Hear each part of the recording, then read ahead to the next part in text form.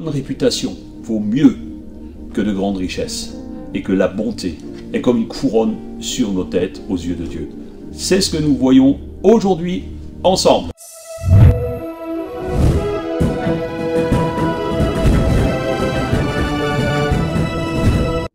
Bonjour chers amis. Bonjour à tous. Pour ce jour 22. Proverbe 22 Alors aujourd'hui. merci pour votre fidélité, on est tellement heureux que vous soyez avec nous chaque matin, ça nous encourage. Amen. Et je voudrais juste dire à ceux qui n'ont pas encore pris ou qui ont du retard, certains me disent « Oh mais j'ai du retard, j'arrive plus à suivre », ce n'est pas grave. Moi je vous encourage à les faire tous, même si vous en avez loupé quelques-uns, simplement prenez le temps et commencez à en prendre jour après jour un proverbe. C'est pas difficile, lisez un proverbe par jour et faites-le avec nous. Alors on va attaquer tout de suite. Alors on prend la lecture, chapitre 22. Bon renom vaut mieux que grande richesse, et l'estime des autres est plus précieuse que l'or et l'argent. Riches et pauvres ont ceci en commun, c'est l'Éternel qui les a faits, l'un et l'autre. L'homme avisé voit venir le malheur et se met à l'abri. L'homme stupide poursuit son chemin et en subira les conséquences. Sois humble et révère l'Éternel, tu seras riche et honoré, et tu recevras la vie. Le chemin des hommes corrompus est parsemé d'épines et de pièges. Celui qui tient à sa vie s'en tiendra éloigné, n'est-ce pas? Ça me fait penser à ce proverbe français qui dit « Bonne renommée vaut mieux que ceinture dorée ». Et c'est vrai qu'une bonne renommée dans notre entourage, pour le témoignage, vaut mieux que toutes les richesses que nous pourrions avoir. Et je crois que ceci est quelque part en honneur au Seigneur aussi, que parfois il vaut mieux perdre une discussion, il vaut mieux perdre un mauvais combat que de dire ça y est j'ai réussi, que de finalement y perdre sa réputation. Oui. D'ailleurs le Seigneur il dit qu'on est ses témoins, donc ça va dans le même sens, on doit être ses témoins, des bons témoins. La parole nous dit que Dieu a tout créé, il a créé le riche et le pauvre. C'est vrai.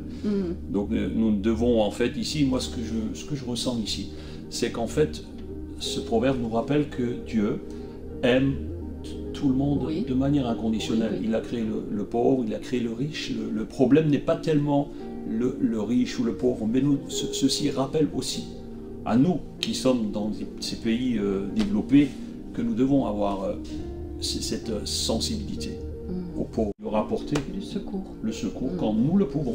Et c'est ce que nous faisons au travers du comptoir aux vêtements, au travers d'une banque alimentaire, au travers une visite, peut-être un coup de fil.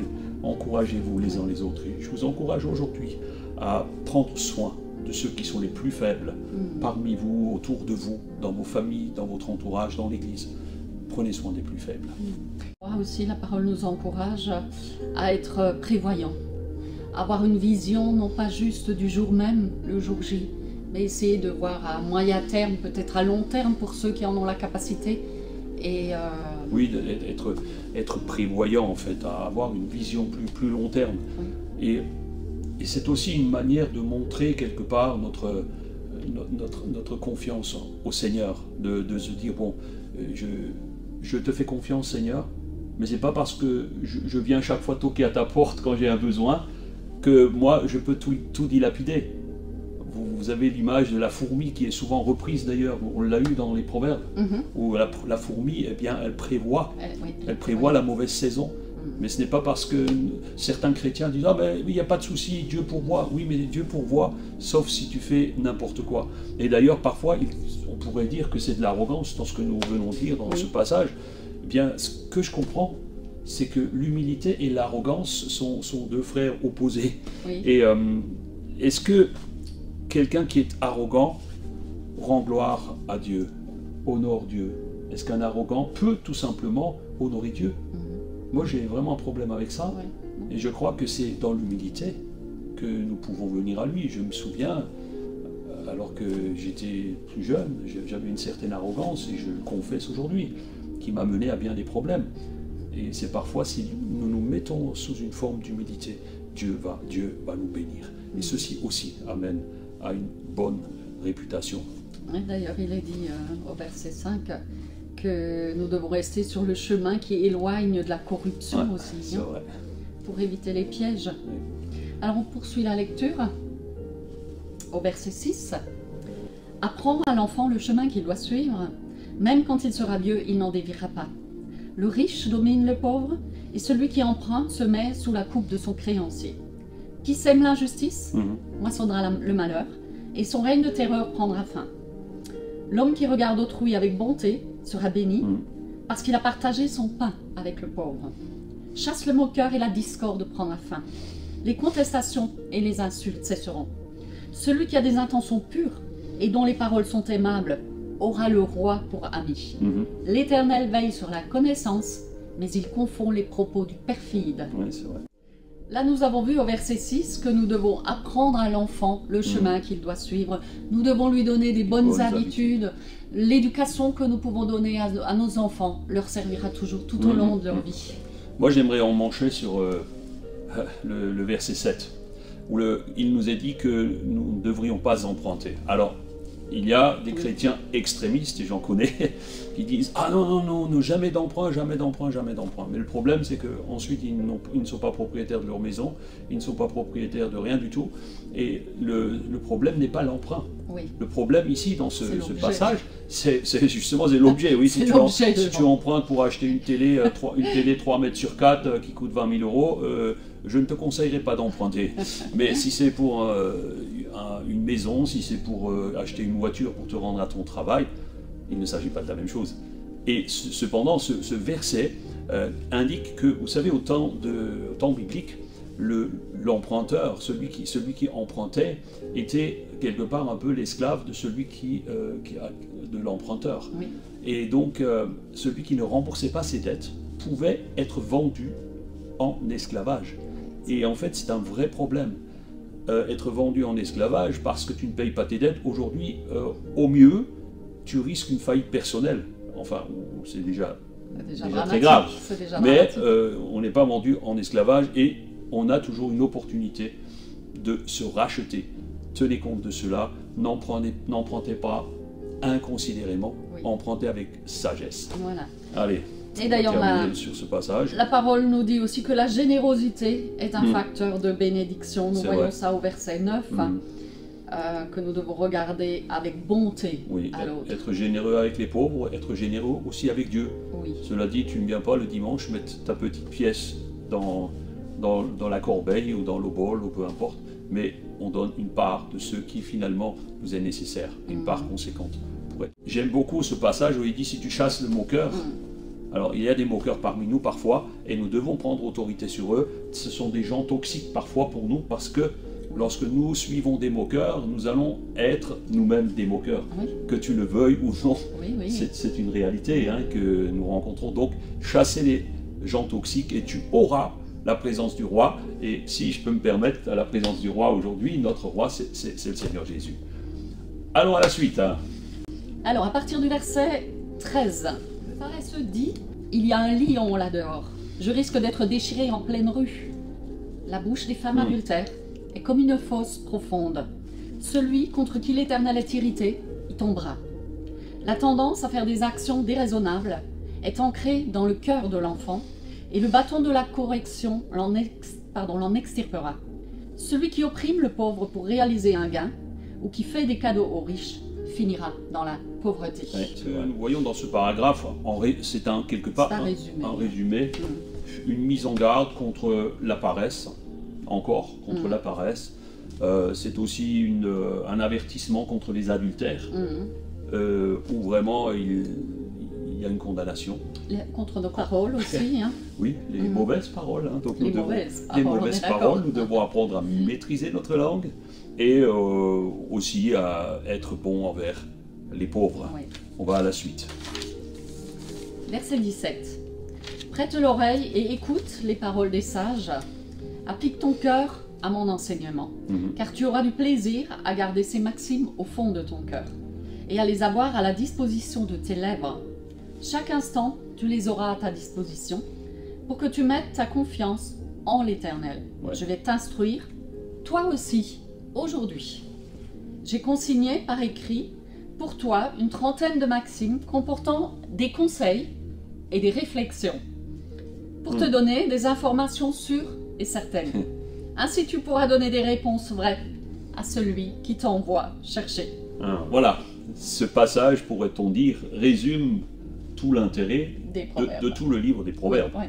puisqu'en fait, il montre l'importance, leur importance pour nous, pour notre vie.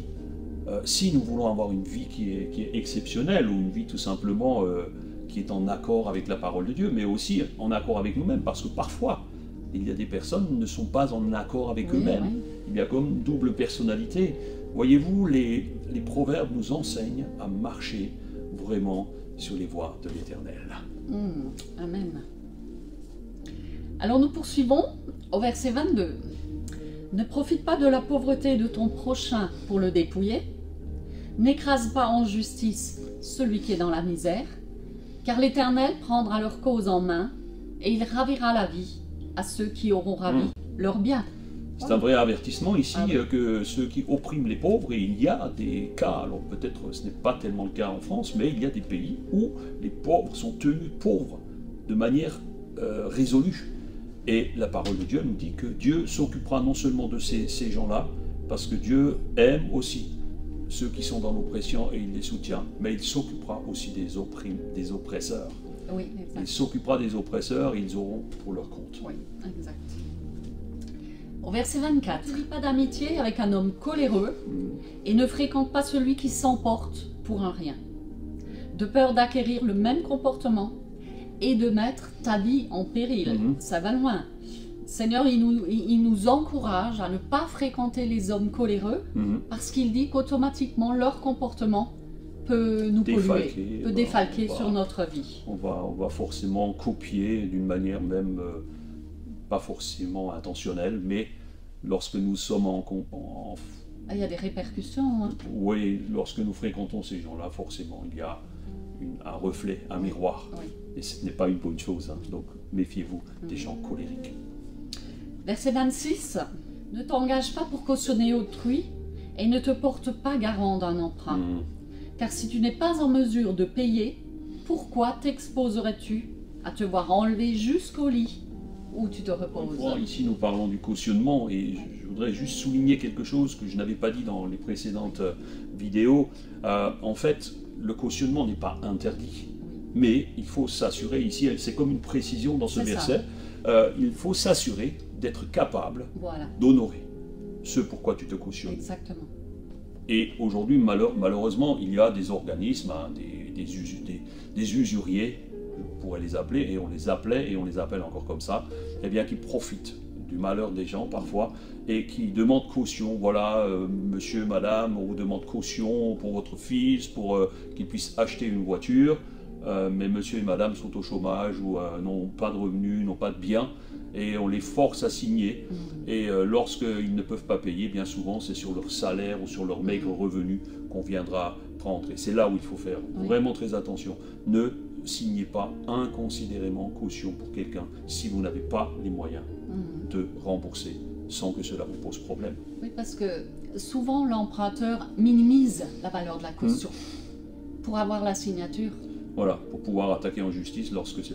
Voilà. Et la catastrophe vient par la suite. Par la suite. Alors nous poursuivons au verset 28. Ne déplace pas les anciennes bornes que tes ancêtres ont placées. Connaissez-vous un homme habile dans ce qu'il a fait, dans ce qu'il fait? Il ne restera pas au service des gens obscurs, mais il entrera au service des rois. Amen.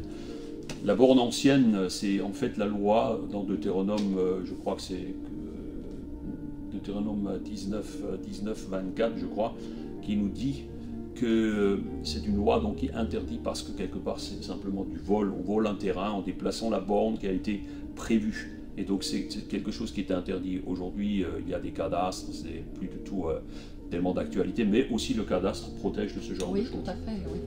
Et on va terminer sur simplement ce point où le verset 29 nous dit « Celui qui fait bien son travail ». Alors je voudrais vous encourager, vous peut-être qui êtes dans un travail répétitif, vous faites quelque chose qui ne vous... c'est pas votre rêve, vous avez rêvé d'avoir une vie, je sais pas, un acteur de cinéma ou je ne sais quoi, ou un sportif de haut niveau, et aujourd'hui vous êtes à travailler dans un emploi qui ne vous plaît pas forcément.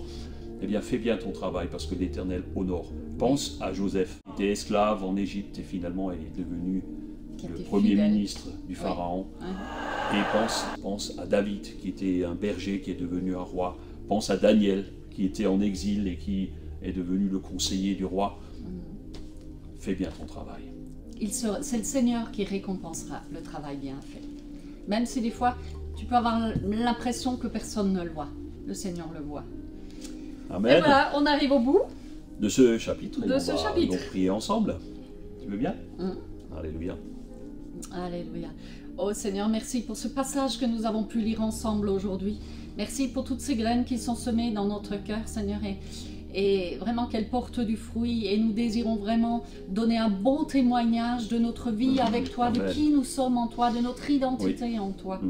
Seigneur aussi, merci de nous aider à ce que notre cœur s'ouvre toujours plus à la générosité et à la bonté envers ceux qui sont dans le besoin. Amen. Merci Père.